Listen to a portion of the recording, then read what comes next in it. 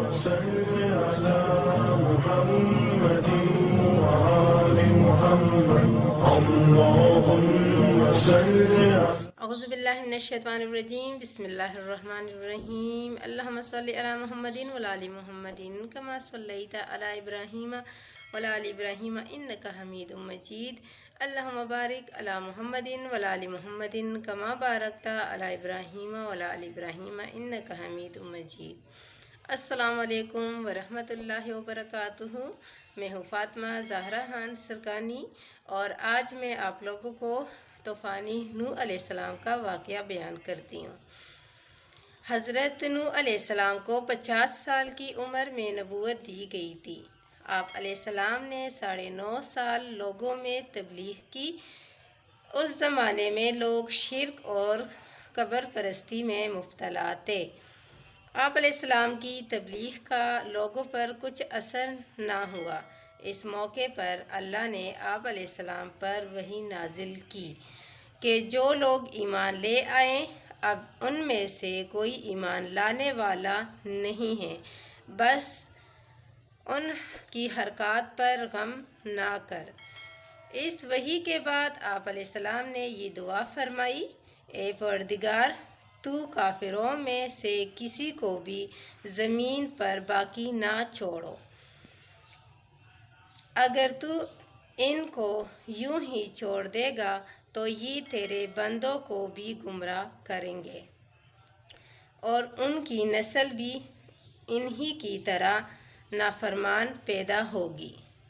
آپ علیہ السلام کی یہ دعا قبول ہوئی اور آپ علیہ السلام نے اللہ کے حکم پر ایک کشتی بنانا شروع کی۔ تو کفار نے آپ علیہ السلام کا مذاق اڑایا اور یہ کہنے لگے کہ اب تبلیغ کا کام چھوڑ کر کشتی سازی شروع کر دی ہے۔ ان باتوں کے باوجود آپ علیہ السلام نے اپنے کام میں مصروف رہے۔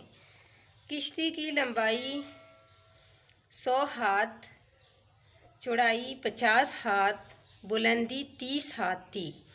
کشتی میں 3 طبقے سوار تھے۔ ایک طبقے میں 40 مومنین اور ان کی بیویاں، دوسرے طبقے میں پرندے، تیسرے طبقے میں چوپائے اور وحوش جوڑا جوڑا تھے۔ طوفان نوح علیہ السلام کا آغاز آسمان سے پانی برسنا شروع ہو گیا۔ یوں ہی طوفان کی صورت اختیار کر لیا۔ یہ طوفان 40 روز تک جاری رہا۔ اس طوفان سے زمین پر اس قدر پانی ہو گیا کہ پہاڑ کی چوٹی سے بھی 15 گز اونچا ہو گیا۔ حضرت نوح علیہ السلام کے نافرمان بیٹے نے ان کا کہا نہ مانا اور کشتی میں سوار ہونے کے بجائے پہاڑ چڑھ گیا۔ وہ اسی پہاڑ پر غرق ہوا۔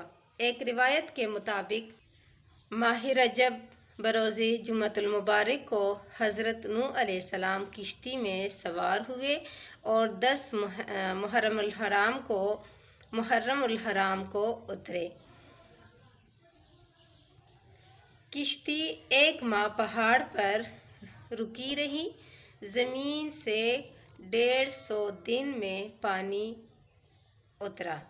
کشتی میں جب لید بہتات ہو گئی تو اللہ تعالیٰ نے حضرت نوح علیہ السلام کو وحی کی کہ ہاتھی کی دم کو دباؤ۔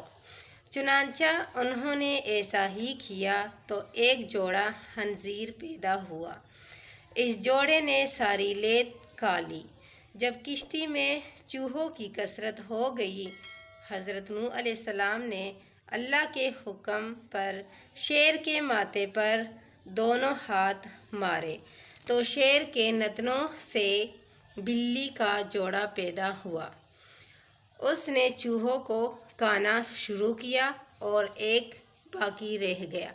ایک روایت کے مطابق طوفان نوح علیہ السلام پوری زمین پر آیا تھا، جبکہ دوسری روایت یہ ہے کہ طوفان 1,40,000 کلومیٹر مربع رقبہ پر آیا تھا۔ حضرت نوح علیہ السلام کا انتقال 950 یا 1000 سال کی عمر میں ہوا تھا۔ تو یہ طوفان نوح علیہ السلام کا واقعہ ہم نے آپ لوگوں سے شیئر کیا تھا۔ اگر آپ لوگ انبیاء علیہ السلام کے واقعات سننا چاہتے ہیں تو آپ ہمارا جو چینل ہے یہ سبسکرائب ضرور کیجیے اپنے ساتھ، اور اپنے دعاؤں میں ہمیں بھی یاد رکھیں۔